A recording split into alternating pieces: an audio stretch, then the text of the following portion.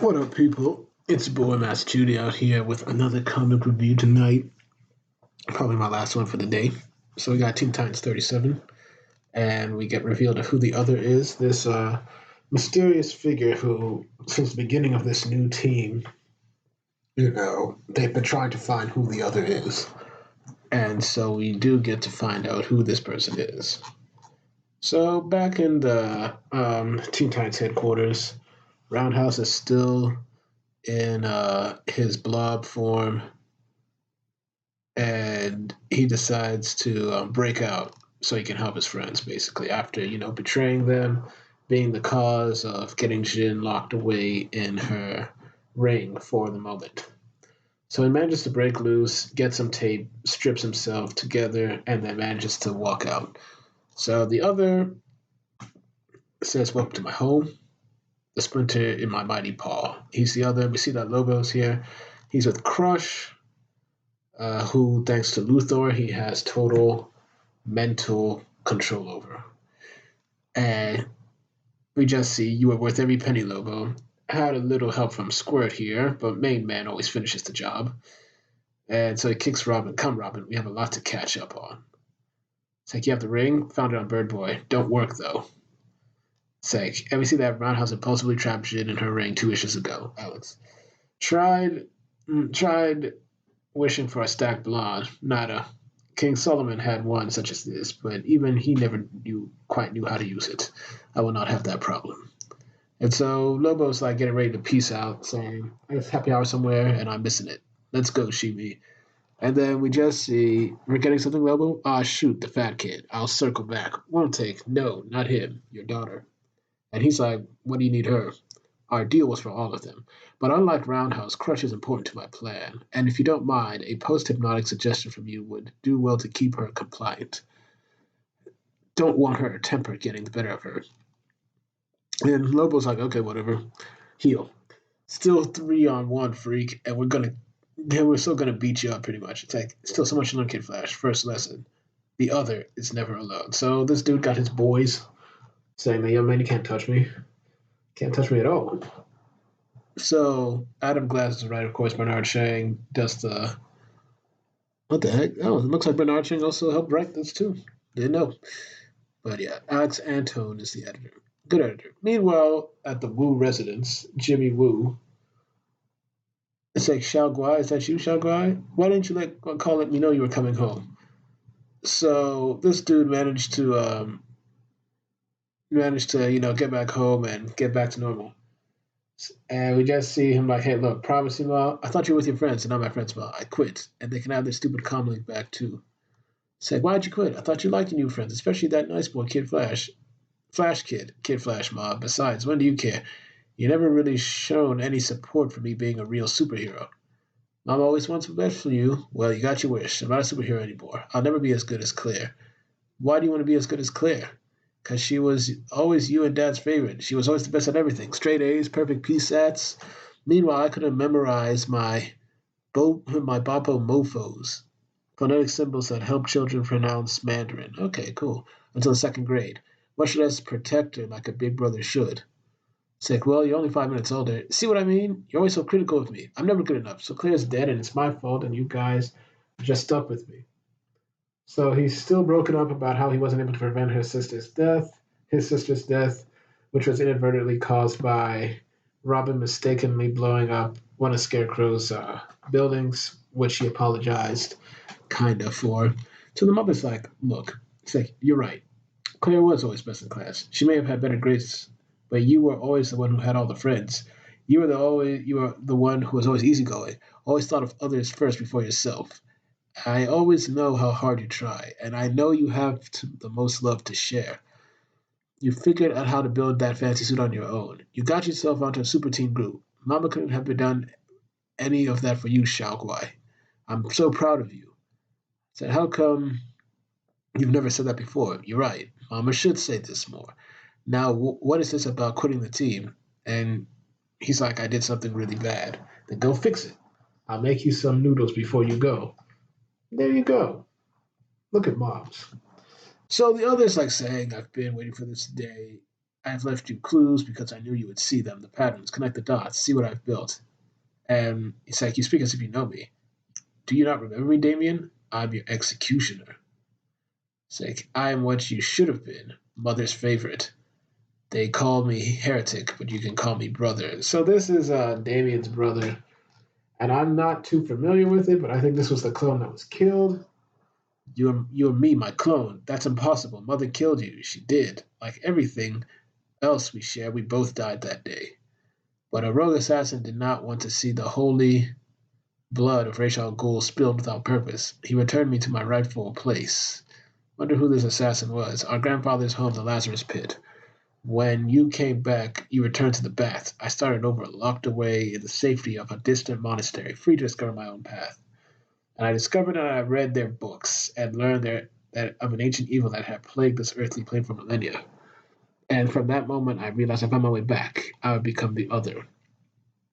I spent months tracking his location. The other hid his movements like a true master. And well, once I found him, killing him was surprisingly easy.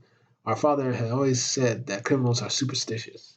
The other used this to his advantage. His shadow loomed large, and so did mine. So he was the one who commanded Black Mask.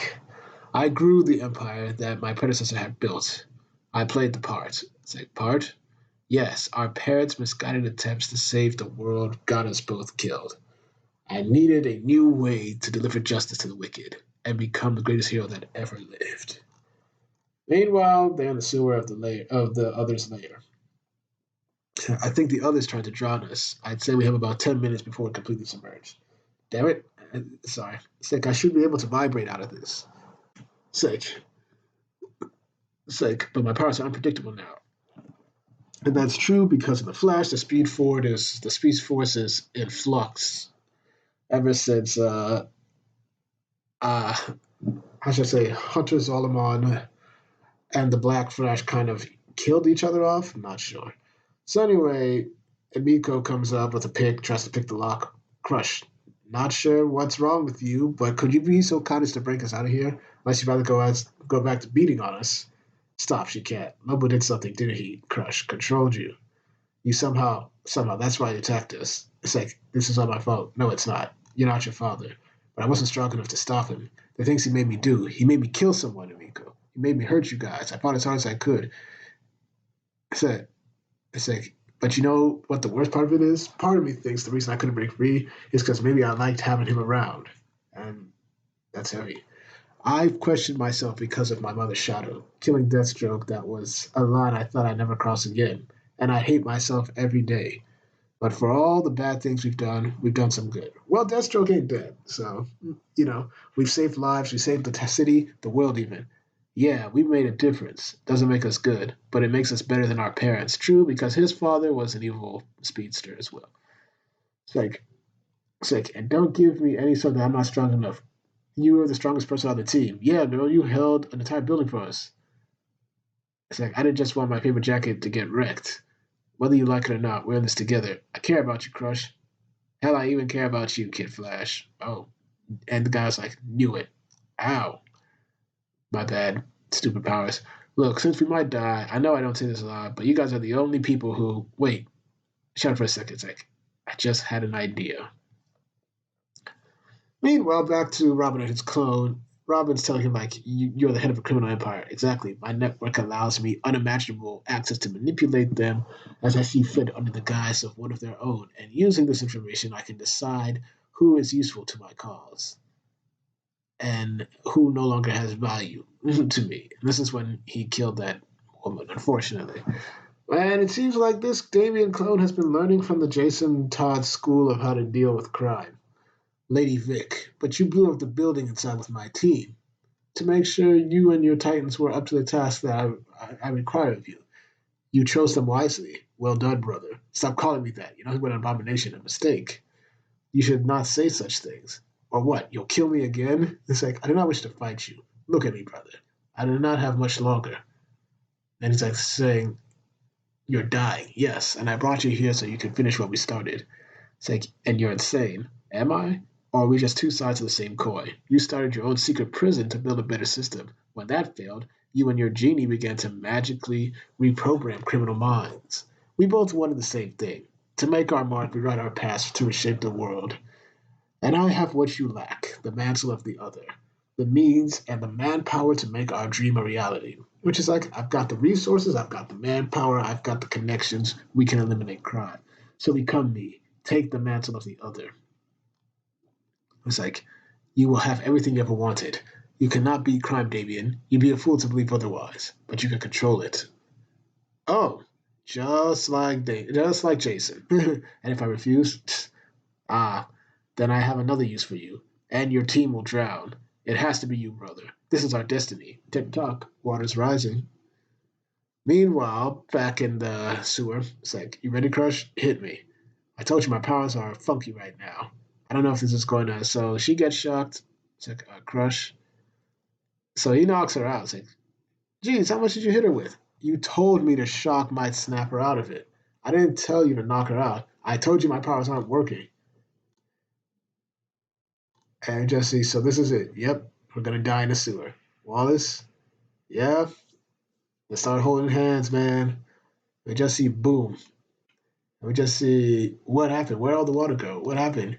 And we just see your boy happen. Yeah, man, your boy, Zach. But anyway, yeah, we get ourselves a little bit of redemption coming. So that be it. I give this a good 9 out of 10. Of course, story's progressing, get some action. Once again, I think really the way that Adam Glass writes his characters is really nice. Really brings out the best in them. You know, we see that we get a little pep talk from Roundhouse's mother saying that, yeah, you might have not been as good as your sister, but you're good at other things and you're kind. And hey, if you made a mistake, do what you got to do and fix it. So thank you all for watching. Please like, share, and subscribe, and hit the notifications. Make sure you're notified. Once again, I do these reviews for you, the people, because I want to discuss good comics and get your views on them. Thank you all for watching. Probably maybe have a video or two tomorrow. Who knows? Peace.